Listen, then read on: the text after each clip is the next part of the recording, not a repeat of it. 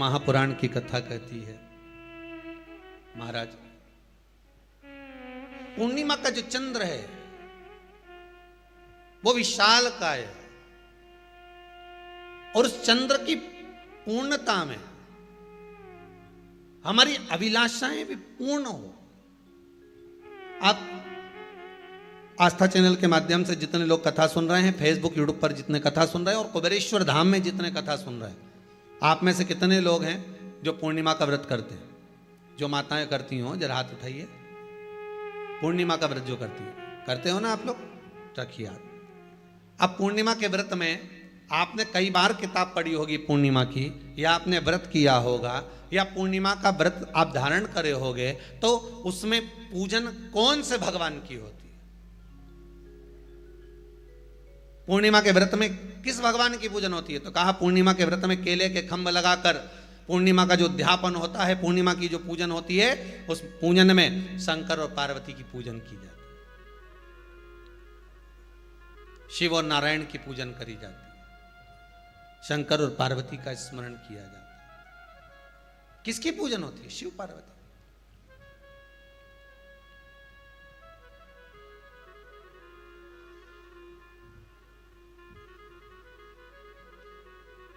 क्यों शंकर और पार्वती का पूजन क्यों करा जाता है पूर्णिमा के व्रत में? क्योंकि शिव और माता पार्वती ही केवल एक ऐसे हैं जिन्होंने अपूर्ण लक्ष्मी को भी पूर्ण बना दिया था। किसको पूर्ण बनाया है? लक्ष्मी। शरद पूर्णिमा के दिन अगर आप शंकर भगवान को एक लोटा पानी अगर शिव को समर्पित कर रहे हो, श्वेत पुष्प को रख कर शंकर जी के ऊपर सफेद फूल को चढ़ाकर अगर एक लोटा जल भी, एक पात्र जल भी शंकर को समर्पित कर रहे हो, तो ये लक्ष्मी के लिए ही तो कर रहे हो। और कौन सी लक्ष्मी? पूर्ण लक्ष्मी। पूर्ण लक्ष्मी। आपको पहले भी कथा में कहा, एक बार भगवान विष्णु के सामने लक्ष्मी मैया ने बहुत तेज स्वर में कह दिया था, नारायण, दुनिया के लोग आपका नाम जपते हैं, दुनिया के लोग नारायण नारायण कहते हैं, दुनिया के लोग आपका भजन करते हैं, पर सत्य मायने में कहूं ना तो मेरे बिना दुनिया के लोगों की नहीं चल सकती। मेरे बिना दुनिया नहीं चल सकती, संसार मेरे बिना नहीं चल सकता। भगवान विष्णु ने कहा, ये तो गलत है लक्ष्मी आपका कहना। एक दिन लक्ष्मी को अहंकार आ गया। अहंकार के संबोधन जब माता लक्ष्मी करने लगी तो भगवान, उसी समय पर भगवान विष्णु को क्रोध आ गया और भगवान विष्णु ने कह दिया, लक्ष्मी तू इतनी बड़ी बड़ी बात कहती है कि तेरे बिना नहीं रह सकती संसार। मैं तुझे कहता हूं लक्ष्मी, तू अपूर्ण है।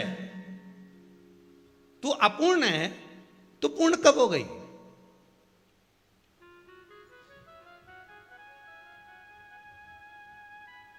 तेरी पूर्णता कहां हो गई? लक्ष्मी की आंख से आंसू बहने लगे। आज आपने मुझे अपूर्ण कहा है।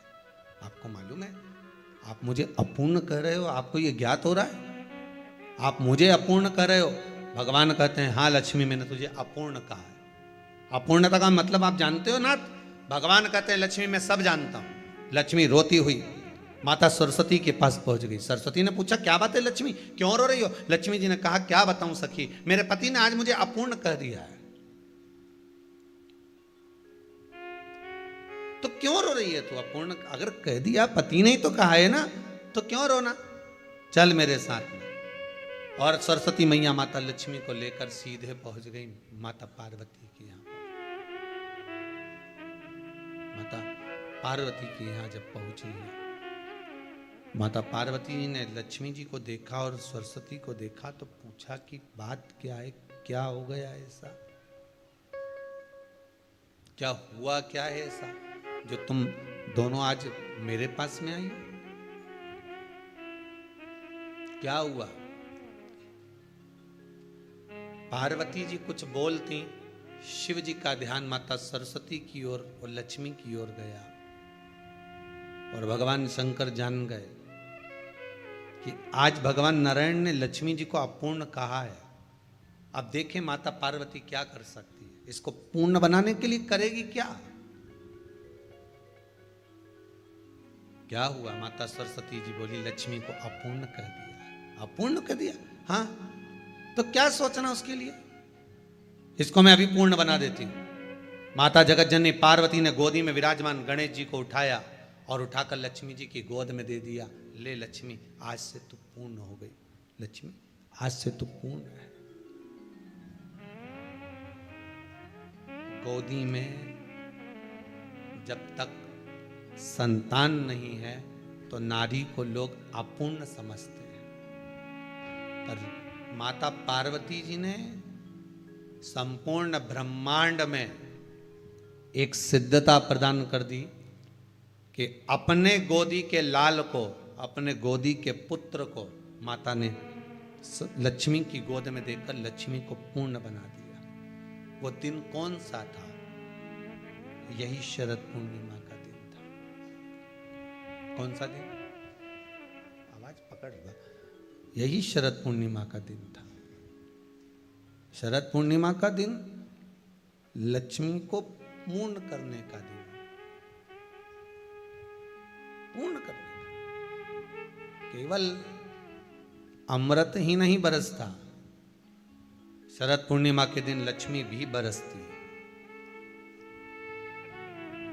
लक्ष्मी,